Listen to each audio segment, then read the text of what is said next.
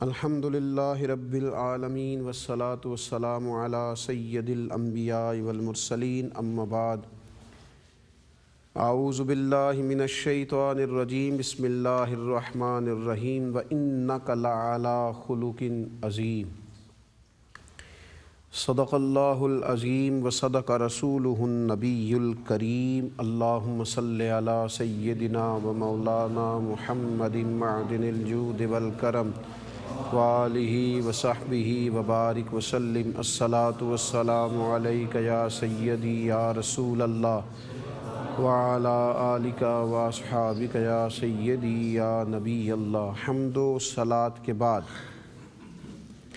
اللہ تعالیٰ نے قرآن مجید میں نبی پاک صلی اللہ تعالیٰ علیہ وسلم کے جو اوصاف جمیلہ ذکر فرمائے ہیں تو ان میں نبی پاک علیہ السلام کے اخلاق عالیہ کی بڑی تعریف فرمائی ہے اور فرمایا کہ وَإِنَّكَ لَعَلَىٰ خُلُقٍ عَظِيمٍ، اے محبوب علیہ السلام بے شک ہم نے آپ کو خلق عظیم عطا فرمائے، آپ کی خو بڑی بہترین ہے، آپ کے اخلاق بڑے اونچے ہیں۔ انسان انسانوں سے مل کر وقت گزارتا ہے تو انسان کے رویوں کا انسانی معاشرے میں بہت بڑا کردار ہوتا ہے۔ اگر کسی جگہ لفظوں کی سختی ہو، جملے تلخ ہوں، رویہ ترش ہو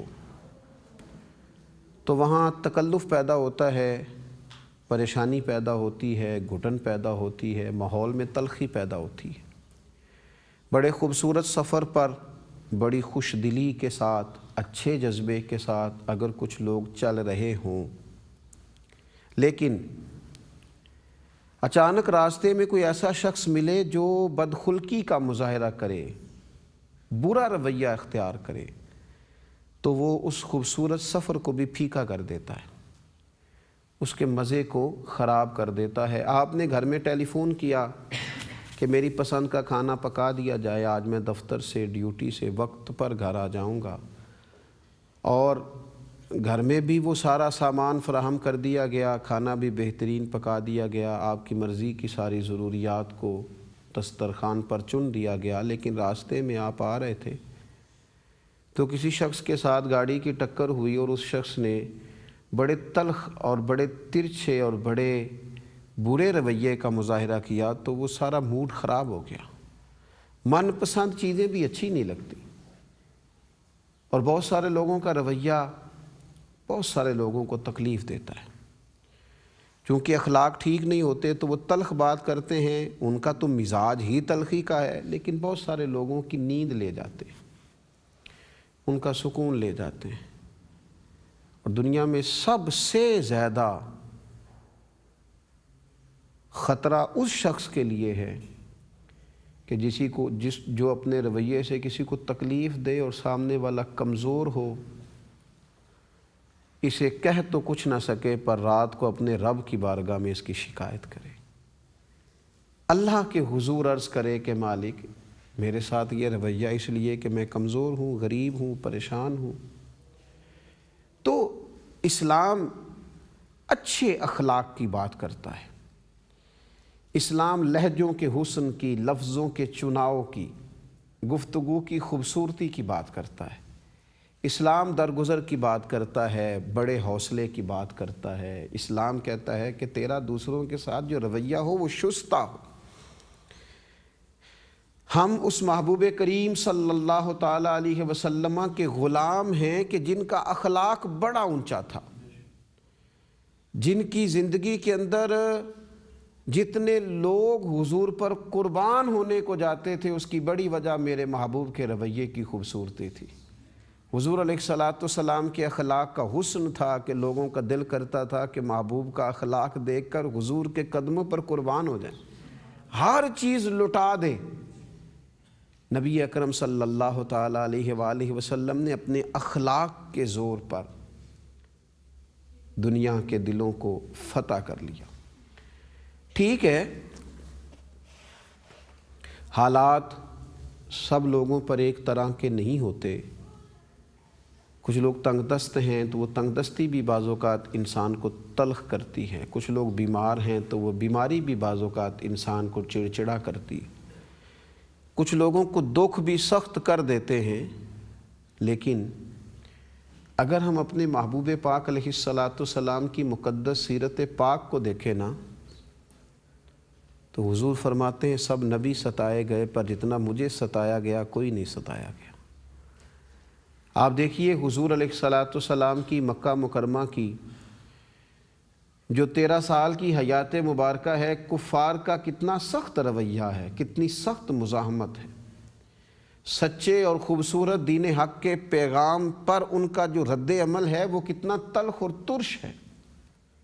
ان ساری تکلیفوں کو حضور علیہ السلام نے سہا، طائف کے پتھر بھی محبوب کریم نے کھائے، اور پھر جب ہجرت مبارکہ فرما کر مدینہ طیبہ تشریف لائے تو یہاں بھی کوئی انہوں نے آرام سے تھوڑی بیٹھنے دیا۔ کبھی بدر میں تلواریں چمک رہی ہیں، کبھی احد میں صحابہ شہید ہو رہے ہیں، کبھی خندق کا معرکہ ہے، کبھی خیبر کی باتیں ہیں، کبھی کفار کے ساتھ جنگ ہے، کبھی منافقین کی سازشیں ہیں، یہ ساری تکلیفیں ساتھ ہیں۔ اور حضرت حارث رضی اللہ تعالیٰ عنہ فرماتے ہیں ان سارے دکھوں کے باوجود فرماتے ہیں کہ میں نے اتنا مسکراتے کسی کو نہیں دیکھا جتنا رسول کریم صلی اللہ علیہ وسلم مسکرایا کرتے۔ ان ساری تکلیفوں کے بیچ بھی حضور کے رویے کا حسن اور اخلاق عالیہ کا نور لوگوں کو فیض یاب کرتا۔ ہمارا یہ مسئلہ بن گیا ہے کہ زندگی میں ایک دکھ ہوتا ہے، 99 آسانیاں ہوتی ہیں، لیکن ہم اس دکھ کی وجہ سے اپنے رویے کو تلخ کر لیتے ہیں، اخلاق سے دور چلے جاتے ہیں۔ اولاد بھی ہے، صحت بھی ہے، گھر بھی ہے، ماں باپ بھی ہیں، ایک صرف پیسے نہیں ہیں، تو کیا زندگی کی کسی نعمت کا شکر ادا نہیں کیا جائے گا؟ کیا ایک تلخی کی وجہ سے زندگی کے سارے ماحول کو گڑبڑ کر لیا جائے گا؟ ہر چیز پر پانی پھیر دیا جائے گا؟ اللہ کے پیارے رسول صلی اللہ تعالیٰ علیہ وآلہ وسلم پسند کسے کرتے تھے؟ حضور کی نظر میں خوبصورت امتی کون ہے؟ حضور کسے چاہتے ہیں؟ اللہ کے محبوب علیہ الصلاۃ والسلام نے فرمایا تم میں سے بہترین لوگ وہ ہیں جن کے اخلاق زیادہ اچھے۔ حضور ایسے لوگوں کو بہترین فرماتے، عمدہ کہتے۔ اللہ کے محبوب علیہ الصلاۃ والسلام ان لوگوں کے لیے اپنی رضا کی بات ارشاد فرماتے جن کے جو اخلاقی رویے ہیں، جن کا جو لوگوں کے ساتھ معاملہ ہے وہ بڑا عمدہ ہے۔ تو ہمارے ہاں جب تک اخلاق کے معاملے میں ہم اپنے آپ کو بہتر نہیں کرتے، ایک تو اخلاق کا فائدہ یہ ہوتا ہے کہ انسان لوگوں کو تکلیف دینے سے بچتا ہے، اور دوسرا یہ ہے کہ اس کو صرف ایک رویہ نہ سمجھا جائے،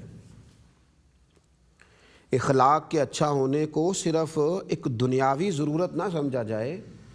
اللہ کے نبی صلی اللہ تعالیٰ علیہ وسلم نے ارشاد فرمایا قیامت کے دن مومن کے میزان عمل پر، یعنی جب اس کے اعمال تولے جائیں گے تو حضور فرماتے مومن کے میزان عمل پر جو عمل سب سے وزنی ہوگا وہ اچھے اخلاق کا عمل ہوگا۔ یعنی نیکیوں میں سے جس نیکی کا وزن زیادہ ہوگا وہ اچھے اخلاق والی نیکی ہے۔ لیکن وہ کہیں جی وہ حاجی صاحب بھی جلالی بڑے ہیں، نہ حج کیا ہوا ہے، نمازی پکے ہیں، وہ جی ذرا جلالی ہے۔ کس بات پہ جلالی ہیں؟ وہ رویہ ان کا ٹھیک نہیں ہے، وہ اپنے رویے کو درست کریں۔ کہتے ہیں جی پیر صاحب قبلہ جلالی ہیں۔ کس بات پہ جلالی ہیں پیر صاحب؟ پیر صاحب کو سیٹھوں پر بھی جلال آتا ہے، مالداروں پر بھی جلال آتا ہے پیر صاحب کو۔ وہ بیچارہ غریب آدمی تھا، تنگ دست تھا، وہ ملنے آ گیا تو حضرت کا مزاج گرامی بگڑ گیا۔ یاد رکھیے گا رویے کی خوبصورتی تو بلا تفریق ہوتی ہے۔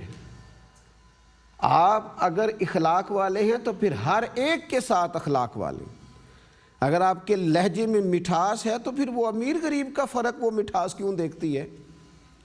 اگر آپ کے رویے میں حسن ہے تو پھر عہدے کے مطابق حسن ہوگا۔ یہ نہیں کہا گیا کہ آپ منصب دیکھ کر اپنا اخلاق ٹھیک کریں گے، آپ تو اپنا اخلاق ٹھیک کریں، آپ تو اپنے رویے کو ہر وقت خوبصورت رکھیں گے۔